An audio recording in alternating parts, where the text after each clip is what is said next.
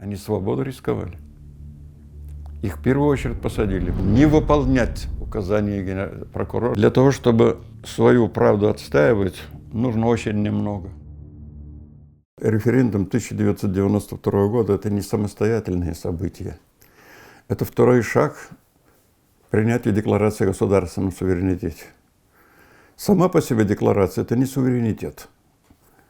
Это выражение своего стремления, своего желания. Суверенитет становится суверенитетом, когда он закрепляется каким-либо законом и как-либо решением. Референдум 1992 года – это было вторым шагом по закреплению референдума. А еще маленькое историческое вступление, наверное, тоже нужно. Само принятие декларации о государственном суверенитете 30 августа 1990 года, эта идея родилась не в 90-м году, не с началом перестройки 1985 года. Это тоже старая идея, она возникла еще, ее корни находятся в годы революции, большевистской революции. Революция большевистская победила из-за того, что большевики обещали, наряду с этим лозунгом другим социально-экономическим, политическим, власть советам, заводу, фабрика рабочим, земля крестьянам, главным лозунгом, решающим судьбу революции, это было самоправо, самоопределение народом. Татарский народ поверил, как и другие народы, и поднялся. Вот тогда появилась идея возрождения своей государственности путем самоопределения. После революции уже, когда уже появилась уже реальная возможность образования хотя бы автономных республик, формы самоопределения, и когда началась подготовка создания единого союза,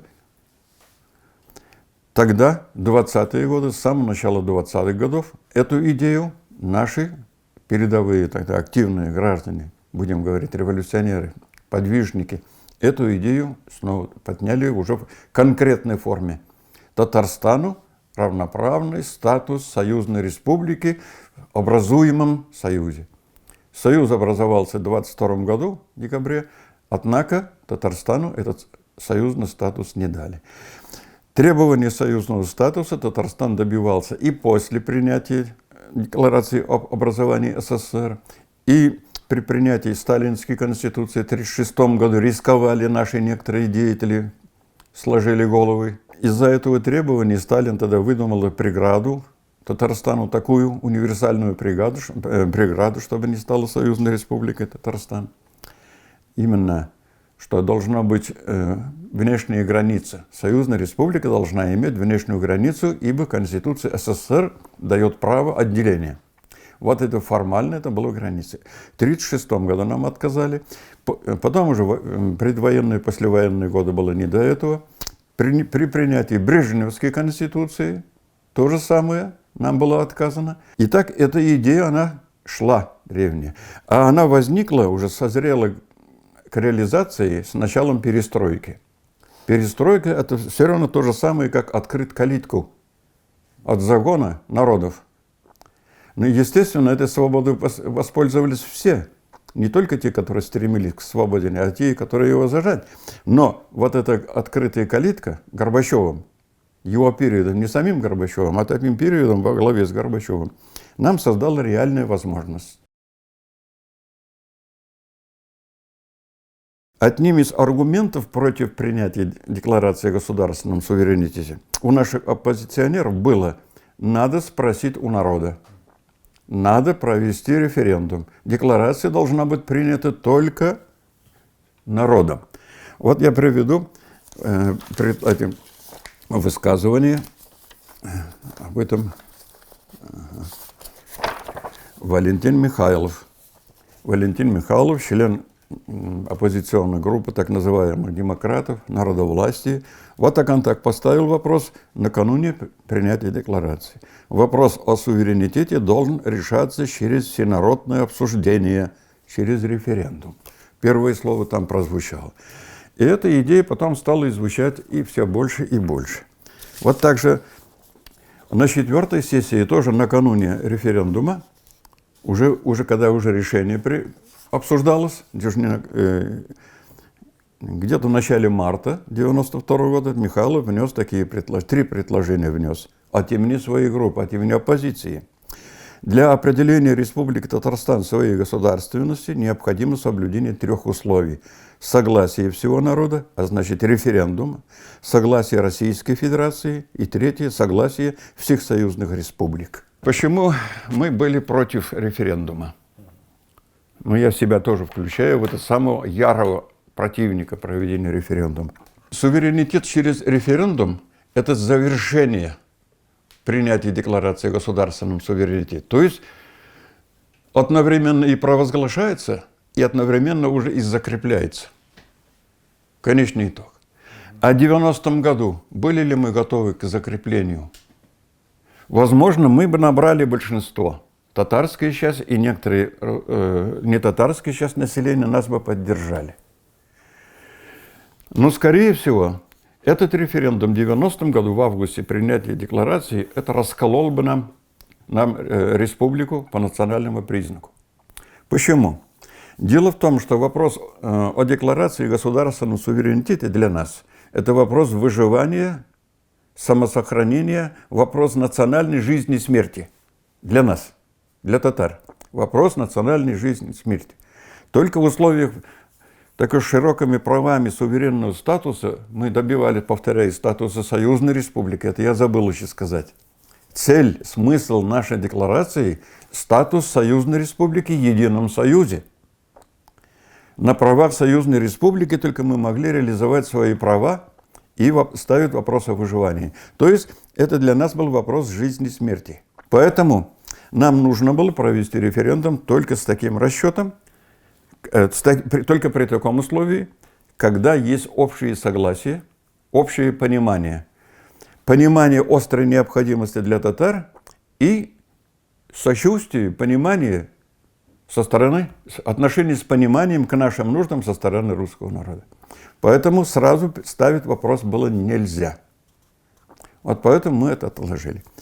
Но из-за того, что мы отрицали необходимость референдума и приняли декларацию, начался вот такой нажим. Я вот засчитал там некие предложения уже и после референдума.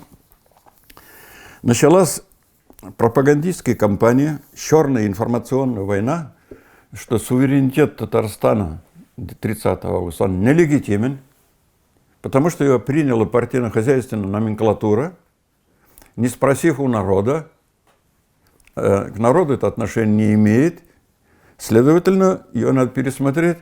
Вот такая пропаганда пошла по всем российским средствам массовой информации, общественным организациям и политике. И дошло до того момента, это накал требований, что появилась реальная угроза, что Россия, применив, если не физическую силу, то политическую силу, будет добиваться и добьется отмены нашей декларации, еще не их закрепленной.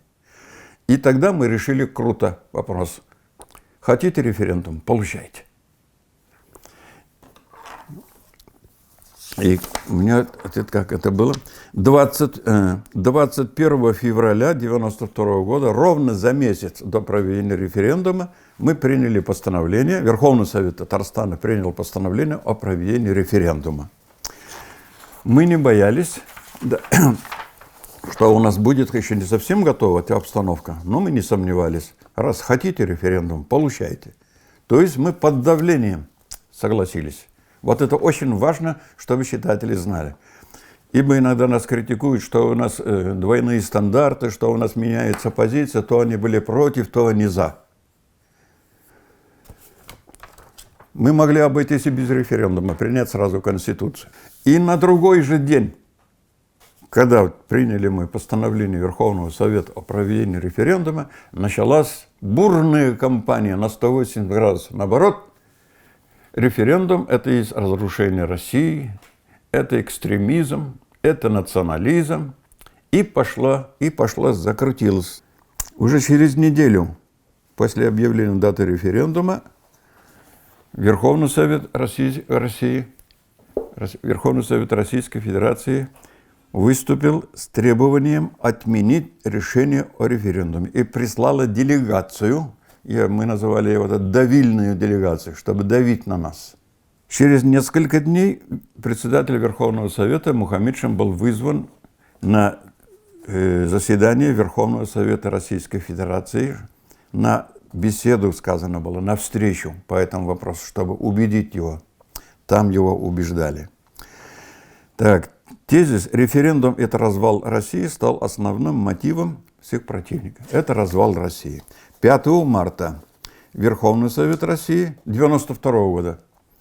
5 марта 1992 года Верховный Совет России принял обращение к народу, к российскому, Верховному Совету, и далее обращение к народу Татарстана, Верховному Совету, президенту Татарстана, оценив референдум как акт неуважения к многонациональному народу Татарстана и к государственной Российской Федерации, как происк сепаратистских сил. Вот такое было шество. Конституционный суд Российской Федерации тоже не остался в стороне. 12-13 марта, это примерно за неделю до начала референдума, суд без участия наших официальных представителей принял решение о незаконности проведения референдума. Против этого постановления, против постановления о проведении референдума, какие были аргументы у оппозиции? Они уже, зная, что этот вопрос все-таки будет поставлен, они спор затеяли по вопросу, какой будет вынести. Они предложили вопрос референдума: Татарстан за выход из России или против выхода. Вот таким образом сделали. И когда спор сильно затянулся, как у нас всегда бывало, мы здесь, Верховный Совет всегда организовал согласительную комиссию, чтобы согласительные комиссии там долго спорили, сколько угодно, выработали вопрос. Вот вопрос, вынесенный на референдум, был отработан на согласительной комиссии. Вот постановление, проект о референдуме, законопроект еще. Кстати, в этой согласительной комиссии я тоже участвовал. Во всяком случае, я хочу сказать, во всех комиссиях согласительных я участвовал по всем вопросам. Так, и результаты поименного голосования, принятия формулировки, вот вопрос, который принят. Республика Татарстан – суверенное государство, субъект международного права, строящий свои отношения с Российской Федерацией и другими республиками, государствами на основе равноправных договоров. Вот этот вопрос был принят в конечном итоге после долгих споров большинством. И по моему предложению она была поставлена на поименное голосование, вот история сохранила. И тут уже те, которые были против, они не участвовали в голосовании, но 3 или 4 человека все-таки посмели откровенно выступить против. Ну, набрали за 174, против 4, воздержались 3, голосовало 181 из 250. Вот так. Вот так оно и пошло. Вот оно, это и постановление. Я текст, наверное, не буду читать, это долго. Само постановление Верховного Совета о проведении референдума с вопросом, который я там сейчас зачитал. Так. И началась кампания. К сожалению, кампании против этой черной пропаганды против проведения референдума подключилась наша газета, самая активная, «Вечерняя Казань». Она выходила вот с такой вот рубрикой, революционная была: «Ты уверен в завтрашнем мне, за или против?» И вся газета, посвящена вот этим высказываниям. Это каждый номер был так. Каждый номер. При Гаврилове «Вечерняя Казань» это была наша общая газета, общедемократическая, не разделяя на русское движение, татарское движение. Там печатались и те, другие. И я там печатал, Фавзия Байрам, Марат Малюков, и вот это Штанин, Грачев, все. Это был наш общий орган до раскола.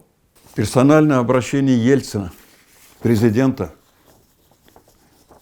Верховному Совету Республики Татарстан. Уважаемые члены Верховного Совета Республики Татарстан, как президент Российской Федерации считаю своим долгом обратиться к вам по вопросу о референдуме, который по вашему решению намечено провести 21-го. То есть отговаривается. Президент выступил. Прямой эфир, там тоже это радио и телевидение. Вот ведь как шло. Далее. обращение Президиума Верховного Совета, а это уже ответ на обращение нашего Президиума Верховного Совета на каждый документ. Я член Президиума был. Вот против каждого этого мы свое возражение писали. Поэтому нам приходилось, заседание Президиума приходилось заседать иногда до часу, до 2 ночи. Вот это заявление Президиума Верховного Совета в связи с обращением Верховного Совета уже, вот очередное, наш ответное, вот 3 страницы. Мы с Рустамом Хафизовым у меня на кухне в Октябрьском городке где-то половину 2 или 3 ночи закончили. И вот теперь другая часть пропаганды против референдума. Листовки. Листовки возили эти автоколоннами из Москвы, КАМАЗами, не просто отдельными машинами. На блокпостах, это посты ГАИ, я их называю, блокпост, сейчас их отменили уже, да? То, что МВД, наши ГАИ, конфисковало, и потом сосчитали на весах, 34 тонны листовок только было конфисковано. Представляете? То, что прошло, оно тоже составляло, может быть, там не меньше. Референдум прошел, но оппозиция не успокоилась, когда на основе референдума уже переговоры с Россией пошли. Вот, смотрите, один документ я вам покажу. Это уже после референдума. 28 сентября 1992 года. Даже после референдума не успокоились. Вот эта группа народовластия обратились к властям России с требованием навести конституционный порядок. Накануне референдума, когда все из этого ничего не получалось, уже 19 марта на заседание на 19 марта Верховного Совета Российской Федерации пригласили Фарида Мухаммедшина. Уже, чтобы его окончательно заслушать и потребовать, когда за 2 дня до референдума. Он поехал туда с этим Рустамом Хафизовым, от которого мы это заявление писали. Он был председателем постоянной комиссии, сейчас называется комитет по законодательству. Вот. Такую должность он занимал. И вот что там происходит. 19 марта, послезавтра уже референдум, Мухаммедшин сидит в зале. Вся повестка дня посвящена только запрету референдума в Татарстане, Верховного Совета. Выступают один, другой, третий. Этим еще слова не дают, просто ругают. И в это время открывает зал боковой, заседание Верховного Совета. Заходят 2 гренадера в форме, гвардейца, четким шагом, дверь открывает, ставит и громко кричит: «Фарид Мухаммедшин здесь!» В разгар сессии, когда докладчик на трибуне, солдаты такие громкие, открыв дверь, уверенным шагом заходит в зал. Ну, это ясно, с чем они пришли. Фарид там спокойно говорит: голос подает, самосохранение не теряет. К нему подходит, вручает пакет. Открывай, считай, распишись. А там сказано: срочно отбыть в Казань, срочно созвать внеочередную сессию 20 марта, внеочередную сессию Верховного Совета Татарстана, и принять решение об отмене референдума. Ультиматум просто. Сразу он из сессии помчался наше представительство, а тут на машине как раз Татарстана рассчитано было так, что он на поезд Татарстан успел. В то время еще не было таких персональных самолетов. Татарстан уходит оттуда где-то часов 6 или 7 или 7 часов вечера. Утром приезжает тоже к 7 часам утра. Он по телефону должен был позвонить, чтобы, пока он едет, чтобы обзвонили, созвали внеочередную сессию. Он действительно позвонил. Мы сидим, члены президиума, пока он там. Мы еще сидим там. Чуть не до рассвета мы там сидели. Надо ждать, какое будет решение. Это тоже ведь наша судьба. И он едет с таким. А получилось так. Параллельно с ним, параллельно с поездом, со сменными водителями погнали фельдъегеров на машине с параллельным пакетом таким же. Они обогнали поезд Татарстан, Когда Зиля Валиева, оставшаяся за Фаридой там, председателем, приходит на работу, тоже стоят такие два фельдъегеря в форме и строгим голосом и вручает. Она уже тоже, говорит, чуть не заплакала от страха. Там, да. И дублирует решение. Она пытается оговариваться, что Фарид еще не приехал, вот еще Татарстан будет. Нет, не дожидаясь, дайте сейчас команду. Она уже там оговаривается, я сейчас детали уже не помню, что команда дана. И вот 20 марта, накануне референдума, созывается внеочередная сессия Верховного Совета. Представьте, всех обзвонили. Отказать выполнить ультиматум – это рискованно. Верховный Совет постановил, уже строго, президент там уже там тоже за это, российский. Просто сказать, мы отказываемся, это уже обострит отношения, тут могут силовые приемы могут быть, раз такой. Долго спорили при закрытых дверях члены президиума, давайте созовем. Давайте скажем, что явка не очень обязательна. И вот 20 марта утром 9 часов, к 10 часам начала сессии, ползала. Регистрация проходит, кворума нет. А эта оппозиция наша, все 100% уже сидят. Они уже шум подняли, плохо оповестили, давайте 1 час или 1,5 часа, не помню, перерыв объявим, обзвоним всех и продолжим где-то часов 12 сессию. Сделали перерыв. После перерыва нет половины и той пришедшей половины. То есть Верховный Совет не собрался, решение принять не может. Просто не явились депутаты. И все. Вот так. Мы там около 100 человек мы собрали, а надо 126. Вот так. Ну, это было негласно, так было сказано. Что получили, кто какие причины придумывал, но не явились. Вот ведь до чего дошло. А перед этим еще, за неделю, еще одно мероприятие применили против нас. Генеральная прокуратура Российской Федерации за неделю до референдума прислала бригаду, человек 16, это некоторые говорят 12, но я помню 16 цифру, прокуроров Генеральной прокуратуры с требованием местным нашим прокурорам, республиканскому, городскому, районным прокурорам, их распределили, следить и добиться, чтобы они открыли избирательные участки. Дали намек, что у них готовые повестки об аресте членов Президиума Верховного Совета, председателя Верховного Совета, президента, премьер-министра, все руководство. Уже должны были быть мы арестованы. Вот так. Прокурор республики Антонов, мой соперник на выборах, который я победил, продублировал это приказание Генеральной прокуратуры, довел, чтобы не открыть избирательные участки. То есть вышел из подчинения Татарстан. А районные прокуроры и городской прокурор Нафиев тогда был, Сайфихан, он дал не выполнять указания прокурора республики, открыть участок. Вот на себя взял. Это прокурор города Казани. А зампрокурор республики Мусин Марсель, Ознакаевец, наш земляк, он дал такую команду всем районным прокурорам. Представляете, чем люди рисковали? Не выполнять.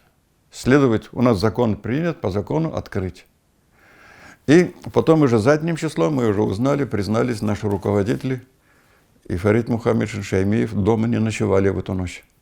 С 20-21 числа они где-то на конспиративных квартирах ночевали. Вот так. Вот такие были. Тогда наше руководство вело себя героически. Разве такое давление сегодня кто-нибудь для Татарстана бы понадобилось? Одной листовкой может быть достаточно, одним каким-нибудь захудалым прокурором показанной, чтобы сдать все. Это сегодня могут так. Язык сдали без даже листовки пугающей. А еще, кроме прокуроров, было психологическое давление для тех, кто там работает постоянно. Члены президиума ведь работали постоянно. Каждый день попарно, такие в штатском костюме, симпатичные парни ходят по коридору, заходят на двери, на номера смотрят, как будто они изучают в случае, как брать. Это психологическое давление. Поднимаешься на лифте, обязательно кто-то заходит с тобой на лифт. Понимаешь, как бы это нам. Заменили нашу охрану у входа. И вот сейчас последний уже день самого референдума. Естественно, мы домой не пошли, члены президиума, мы уже там жили практически. И в этот день мы остались, все члены президиума. Ну, чай пили, кто что, на пределе нервов. И все ждем, как будет. И вот поступают сведения тревожные из Казани, из Зеленодольска, из Бугульмы. Итоги, когда посчитали, не в нашу так пользу, напряжение растет. Потом другие пошли, все нарастающие, нарастающие. Центризбирком заседал в нашем здании, в Верховном Совете, двери открыты. Это оппозиционная группа, руководители там сидят, утилитайпов. Тогда же телетайпы были, вот печатные, вот по телетайпу поступала информация. Вот эти листы вот, у меня некоторые сохранились еще. Сидят и дежурят, смотрят. И когда пошли положительные цифры из разных районов, они начали там звонить, шуметь, там, значит, требовать этот лист, чуть не вырывать. И вот, наконец, последняя цифра пришла 61,4.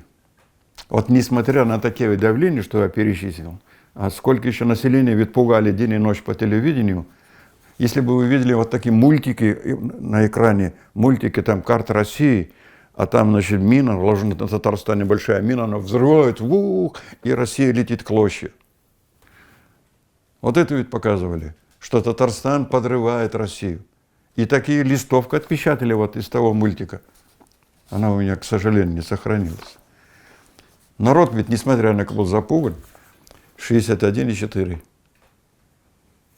И вот когда подсчет голосов вечером, не знаю, в каком это часу было, мы с Гелием Васильевич Кобелев, он председатель комиссии был по финансам, по бюджету Верховного Совета. Он вызвал служебную машину, поехали. Где-то половина пятого или там, или шестом часу утра. Давай немного отдохнем, и на 9 утра назначена пресс-конференция по итогу. Нам надо приехать. Ну, я поехал, даже спать не ложился, когда там, значит, сон не идет. И договорились так, я на обратном пути из Октябрьского городка заеду, его заберу. Машина подъехала в первую очередь ко мне, я вышел, подъезжаю, стою у подъезда. Жена стоит, его супруга Кобелева, расстроенная, думаю, что-нибудь случилось с сердцем. Она же чуть не плачет. Фандаш Шакирович, что-то случилось с Гелием. Не могу разбудить.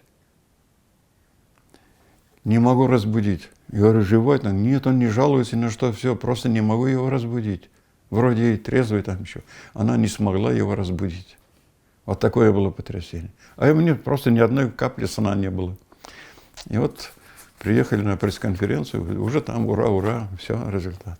Вот так завершилась история. Очень долго я вам всю эту историю рассказал.